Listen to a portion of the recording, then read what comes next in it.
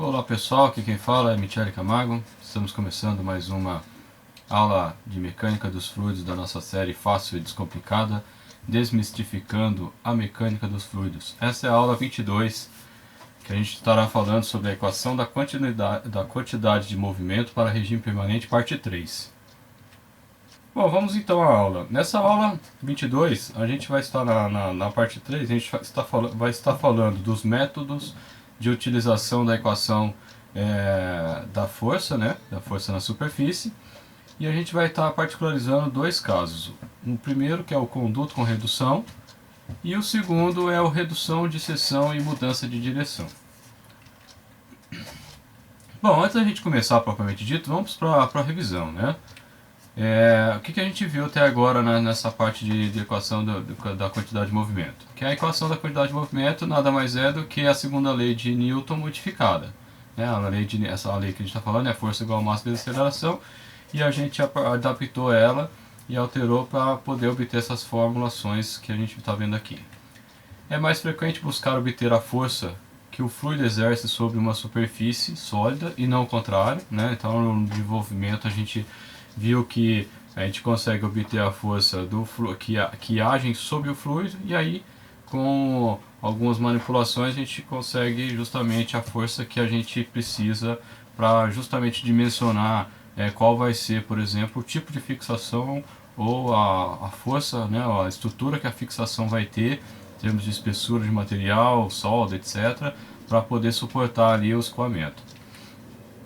A gente viu que a força então na superfície ela é definida por menos P1 área 1 N1, que é a força na seção 1, né? Aqui a força vetorial com o vetor unitário N1, mais P2 área 2 N2, que é a força na área na seção 2, mais QM, que é a vazão em massa, vezes a velocidade na seção 2 menos a velocidade na seção 1. Tudo isso aí com menos na frente.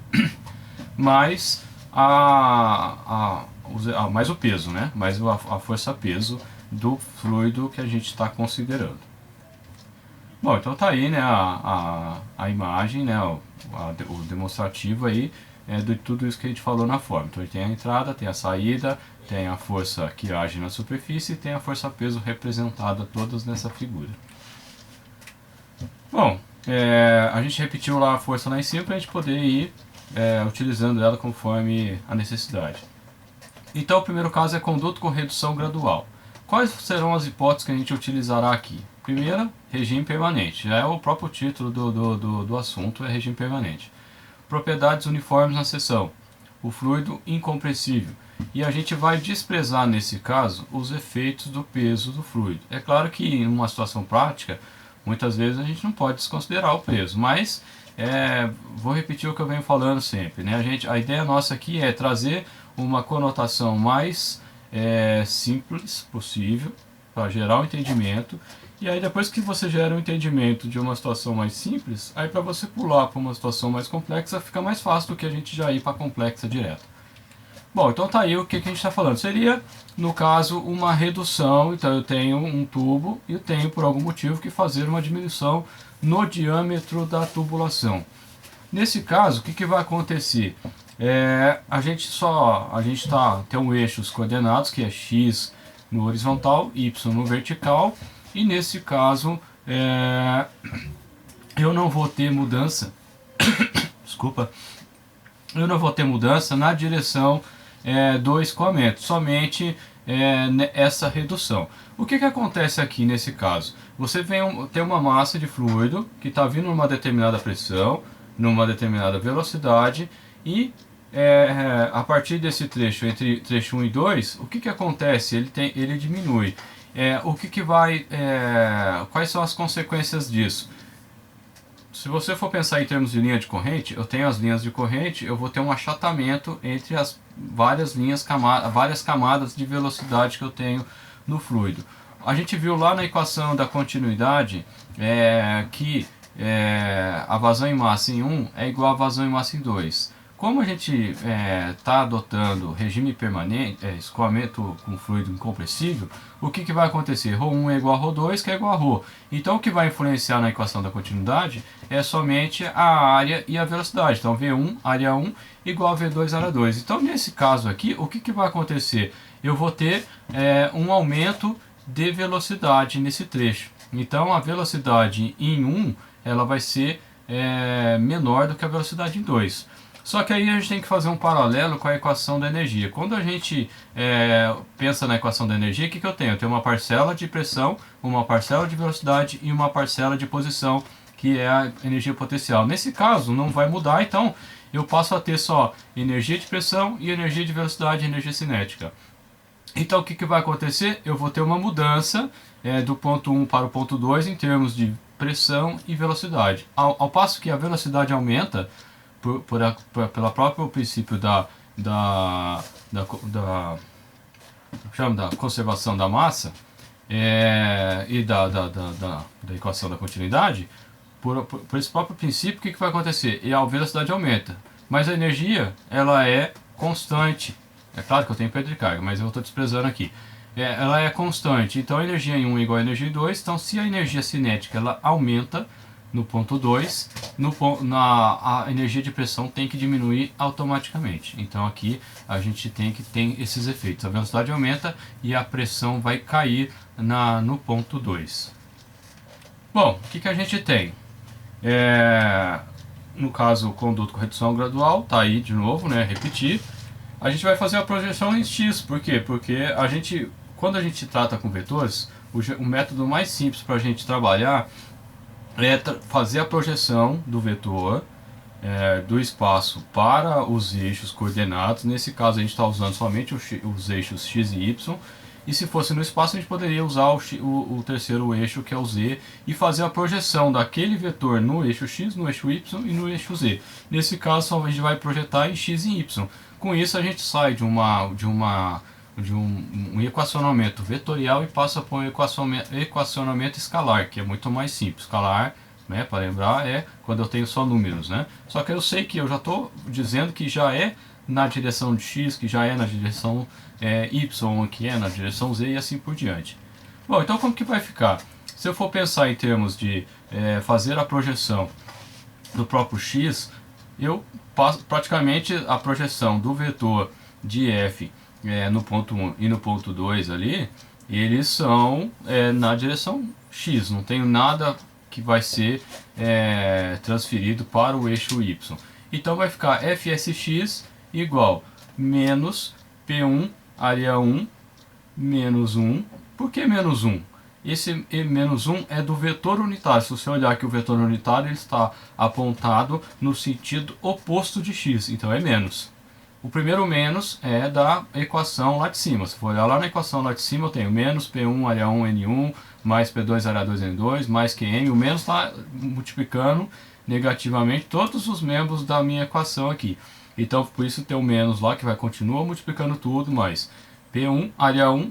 Bom, o vetor N1 está no sentido oposto de x, então ele é menos. Mais P2 área 2, já o vetor N2 está no sentido positivo de x, então mais QMV2 menos V1. Veja que agora eu tirei a seta de todo mundo. Por quê? Porque eu estou fazendo a projeção da força na superfície entre o trecho 1 e 2, que é a força resultante, é isso que eu estou fazendo, na projeção x, porque eu sei que já é na direção x, então agora não é mais vetor, e sim a componente na direção x, porque eu já estou falando que está na direção x.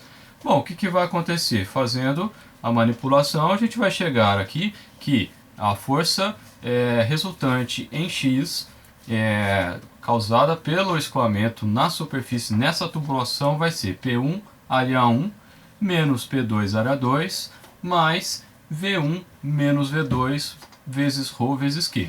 Então vai depender da vazão que eu tenho, vai depender do peso do material, traduzido pela massa específica aqui na fórmula. Então pela massa específica, quanto mais pesado for um fluido, mais força ele vai gerar, e isso é até intuitivo, porque se você for pensar em termos de inércia, se eu tenho um Fusca batendo a 60 km por hora contra o muro, ele vai gerar um estrago. Se eu pego uma carreta totalmente lotada, bate nesse mesmo muro com a 60 km por hora, o impacto e o estrago vai ser muito maior, porque a quantidade de massa que eu tenho comparado à carreta com Fusca é totalmente diferente. Então é isso que vai acontecer aqui. Bom, e como a gente havia comentado, a projeção da força resultante em Y é zero, porque eu não tenho força. Então essa aqui seria a força. Então se eu quiser, por exemplo, eu tenho aqui essa tubulação e eu preciso calcular quando eu fizer essa redução, parte do fluido ele vai se chocar, né, com a parte do cone, né, ele vai se chocar, então ele vai gerar uma força nesse sentido, tentando deslocar. Então eu vou ter que prender essa tubulação e aí eu consigo dimensionar qual vai ser o anteparo que eu tenho que fixar, e se eu vou precisar fixar por flange, se por solda, se vai ser de que forma. Normalmente se faz por flange e algum suporte que eu possa depois, suporte bipartido, né, que eu possa retirar para poder fazer manutenção na tubulação depois. Isso eu já estou falando, pensando na situação prática. Então seria isso a particularização para conduto com redução gradual. Bom, nosso segundo caso, a gente vai continuar com as mesmas hipóteses: regime permanente, propriedade uniforme na seção, fluido incompressível, desprezível, efeito do peso do fluido a gente vai desprezar. Então nesse caso seria uma tubulação, eu faço uma curva. Então toda a curva de tubulação vai me gerar um efeito. Então neste caso, se você for olhar o triângulo, a somatória das forças aí em X e em Y, aqui no caso do triângulo aqui de forças, o que vai acontecer?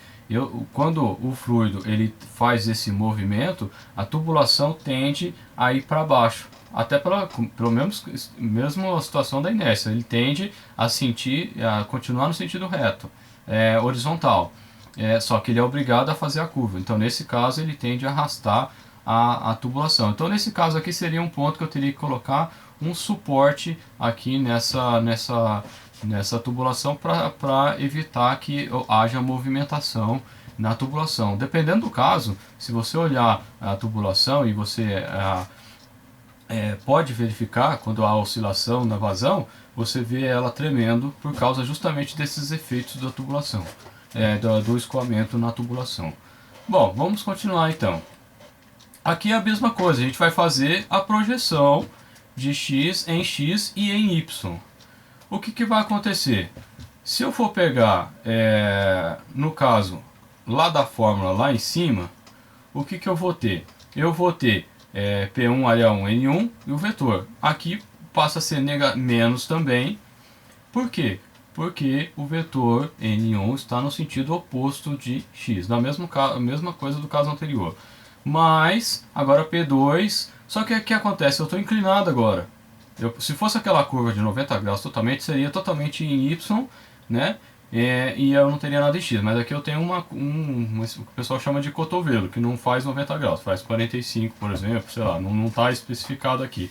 Qual é o ângulo θ da minha tubulação? Então vai ficar P2 área 2, cosseno de θ. Por que cosseno de θ? Porque é a componente do triângulo retângulo que está na direção de X. A brincadeira que eu faço quando eu dou aula é que se você for pegar aqui o componente que está com os ângulos perto dele. Então se for falar igual mineiro, igual nós falamos lá em Minas, né, então você vai falar rápido, então, com o ângulo perto dele. Então o ângulo é o cateto com o ângulo perto dele, então é o cosseno. E mais QM vezes velocidade, cosseno de θ também por causa do ângulo. Até nessa questão de cosseno e seno eu não gosto de ficar que o FY é igual a F seno θ e Fx é F cosseno θ. Eu particularmente não gosto porque se ele muda o ângulo de lugar, ao invés de ele marcar o ângulo com a horizontal, marcar com a vertical, se você decorou isso, você se ferra. Então é preferível marcar a questão de trigonometria mesmo. Bom, então nesse caso, fazendo a mesma analogia, Fs Antes disso, né, só finalizando e fazendo as manipulações matemáticas, eu vou ter então que fsx vai ser P1 área 1 menos P2 área 2 cosseno θ mais V1 menos V2 cosseno θ vezes ρQ, né, vezes a massa específica vezes vezes a vazão volumétrica. Então, nesse caso, seria a componente de x na direção, a componente da força na direção x. Veja que eu não coloquei a seta em cima dos componentes, porque não é mais vetor, e sim o valor, o módulo da força, eu estou já identificando que é na direção x. Então, a questão de vetor está nisso. Se eu fizer a mesma coisa, eu faço para a direção y, é a mesma analogia. Aí você vai pensar o seguinte: bom, qual é a força, a componente da força que eu tenho na seção 1, que eu consigo projetar em y? Nada, não consigo projetar nada. Por que eu não consigo projetar nada? Porque a força em y é totalmente horizontal, então não vou ter nenhuma componente em y. Então fica 0 mais. Bom, aí já vou lá para a seção 2. P2 área 2, não era cosseno lá no outro lado? Aqui é seno, é só trocar um pelo outro. Então, seno, mas a brincadeira que eu falo é sem o ângulo perto dele. Então é esse cateto aqui, o ângulo está aqui, então ele é longe, sem o ângulo perto dele. Mais Qm, que é a vazão em massa, vezes a velocidade 2, seno θ, seno de θ menos zero de novo, porque eu não tenho velocidade a componente da velocidade 1 em y. Então, o resultado final do equacionamento fica que a força em y é menos P2 área 2 seno θ menos ρQ V2 seno θ. Bom, que pode, de repente, se você faz tempo que você não estudou e tal, e pode não lembrar, que quando a gente fala de menos na força, quer dizer que ela é contrária ao que eu disse que é positivo. Então, se o positivo aqui é y para cima, então o menos qualquer coisa, valor numérico, quer dizer que a força, na verdade, ela é para baixo. Então, se você vai estudar lá em estática e você acha um valor negativo, quer dizer que a gente supôs que era para cima e, na verdade, é para baixo, supôs que era para a direita e é para a esquerda. É só isso. Bom, então nós temos aqui, lembrando, né, que é o Fs, que é o que interessa, que vai ser na direção inclinada para baixo, da direita, mas inclinada para baixo, não num determinado ângulo, que vai depender dessas variáveis. Ela é a raiz quadrada da somatória dos outros dois. Isso aí é triângulo retângulo, né? Na dúvida, é só estudar triângulo retângulo, teorema de Pitágoras. Tem inclusive na playlist aí, matemática do ensino médio, você pode revisar lá se você quiser. Bom, pessoal, a gente chegou então ao final dessa aula, espero que vocês tenham gostado. A gente utilizou o livro do Franco Brunetti. Vocês podem estar falando conosco através do e-mail ou das mensagens. Eu estou tentando fazer aulas mais curtas, mas se achar que não está legal, vocês podem me avisar aí. Beleza, pessoal? Obrigado e até a próxima.